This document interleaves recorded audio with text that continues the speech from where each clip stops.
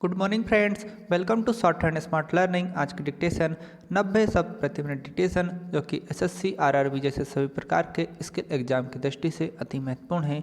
तो डिक्टेशन को अंत तक लिखें, साथ ही इसका ट्रांसक्रिप्शन भी जरूर करें और हमें कमेंट करके बताएं कि आपको डिक्टेशन कैसी लगी। डिक्टेशन को ज़्यादा से ज़्यादा शेयर कर दें ताकि सभी तक डिक्टेशन पहुँच पाएँ, और चैनल को सब्सक्राइब कर लें ताकि सबसे पहले आपको डिक्टेशन मिल पाए। डिक्टेशन शुरू होगी 5 सेकेंड बाद। स्टार्ट। सभापति महोदय, जिस भावना से मैंने यह बिल पेश किया है उसके महत्व को सरकारी और विरोधी पक्ष दोनों ने एक मत से अनुभव किया है कि देश में बेकारी की समस्या एक भयंकर रूप धारण कर रही है और इसके कारण हमारे देश का विकास, चाहे वह सामाजिक हो, आर्थिक हो या सांस्कृतिक हो, रुका हुआ है। पिछले 55 वर्षों से इसी परिस्थिति का निर्माण होते हुए हम देख रहे हैं। पैराग्राफ। मंत्री महोदय ने यहाँ पर अभी कहा कि राष्ट्रपति इस काम को नहीं कर सकते हैं क्योंकि यह उनके अधिकार के बाहर है। आप जब भी यह देखते हैं कि किसी राज्य में वहाँ की व्यवस्था, वहाँ का विकास ठीक नहीं हो रहा है, तो उस राज्य में राष्ट्रपति का शासन लागू कर देते हैं। जब किसी राज्य में अराजकता फैल रही हो, विकास का काम समाप्त हो गया हो और वहाँ के नेता जिम्मेदारी से काम ना करते हों, तो वहाँ पर राज्यपाल का शासन लागू कर दिया जाता है। ऐसे अनेक उदाहरण हमारे देश में मौजूद हैं। इसी प्रकार हमारे राष्ट्रपति सबसे ऊंचे अधिकारी हैं और अगर देश में इस तरह की स्थिति काफ़ी समय तक चलती रही तो राष्ट्रपति को आपातकालीन स्थिति में इस देश की सुरक्षा के लिए, इस देश की प्रगति के लिए सारी जिम्मेदारी अपने हाथ में ले लेने का अधिकार है। पैराग्राफ। हमारे भाइयों ने बहुत से उदाहरण दिए कि राज्य में संयुक्त सरकारें नहीं चली, लेकिन उसके पीछे राजनीतिक मामले थे। अगर कोई राजनीतिक पार्टी जिम्मेदारी से काम नहीं करती तो संविधान में यह स्पष्ट है कि उस राज्य की सारी जिम्मेदारी राष्ट्रपति की है। मैं आपको एक उदाहरण देना चाहता हूँ। संविधान में आदिवासी हरिजनों की उन्नति के लिए प्रण किया गया था कि 10 वर्ष में उनकी सामाजिक तथा आर्थिक स्थिति को सुधार देंगे, लेकिन यह सरकार उसमें भी असफल रही।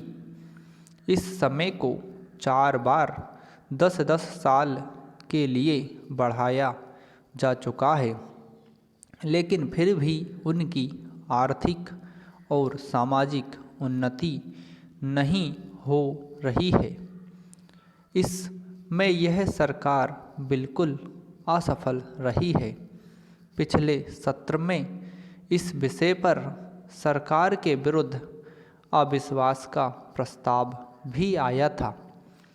इसलिए मेरा कहना है कि भारत में इस समय जो बेकारी की समस्या है वह इस ढंग की समस्या है जिसके रहते सारे देश को उन्नत बनाने की व्यवस्था हम सोच रहे हैं। पैराग्राफ। सभापति महोदय, वह केवल एक स्वप्न ही रह जाएगा। ऐसी स्थिति में मैं अनुभव करता हूँ कि आपातकाल की घोषणा की जाए और इस देश के जो बुद्धिमान लोग हैं उनको लेकर एक सर्वदलीय सरकार स्थापित की जाए। हम यह अनुभव करते हैं कि जिस तरह का शासन इस समय चल रहा है उससे देश की कोई भी समस्या हल होने वाली नहीं है, बल्कि यह सरकार की गलतियों से समस्या बढ़ती जा रही है। राष्ट्र की आंतरिक सुरक्षा के विषय में जो बिल वित्त मंत्री महोदय ने प्रस्तुत किया है उस पर अब तक जितने भी भाषण हुए हैं उनको मैंने बड़े ध्यान से सुना है। माननीय सदस्यों ने व्यक्तिगत स्वतंत्रता की लपेट में बहुत सारी बातें कही हैं और हमारे दल की ओर इशारा करते हुए कहा कि हम भी इसके औचित्य के संबंध में फिर से विचार करें। मैं जहां तक समझ पाया हूं, हमारे गृह मंत्री जी को इस बिल को प्रस्तुत करने में कोई सुख नहीं हुआ, बल्कि वर्तमान परिस्थितियों को दृष्टि में रखते हुए उनको दुख हो रहा है। आज जब हम नागरिक सुरक्षा, व्यक्तिगत सुरक्षा और स्वतंत्रता की बात करते हैं तो सबसे पहले उसमें व्यक्तिगत सुरक्षा की बात आती है। प्रत्येक नागरिक इस राष्ट्र की अपनी सत्ता में रहकर सुरक्षित रहना चाहता है। हमने इस बात की सुरक्षा अपने संविधान में दी है और हम यह आशा करते हैं कि राजनीतिक दलों में आपसी मतभेद होते हुए भी राजनीतिक मतभेद का आदर होना चाहिए। मतभेद होते हुए भी शांति और सुरक्षा बनी रहनी चाहिए। पैराग्राफ।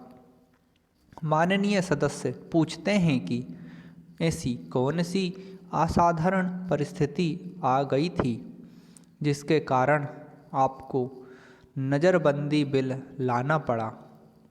मैं आपसे कहना चाहता हूं कि क्या ही अच्छा होता यदि नेहरू जी की उस बात को जो उन्होंने लोकतंत्र के संबंध में बहुत वर्ष पहले कही थी आज भी स्मरण रखते।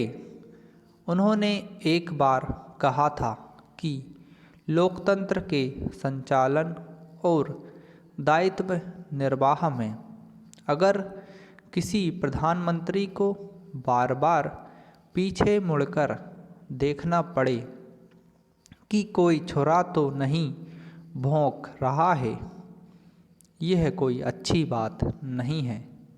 यदि ऐसी परिस्थिति देश में पैदा हो जाए, सांप्रदायिक दृष्टि से देश के विभिन्न स्थानों पर सांप्रदायिक दंगे हो रहे हों, उनका सामना करते हुए यदि हम जनता को सुरक्षा दे सकें तो फिर किसी बिल की आवश्यकता नहीं है।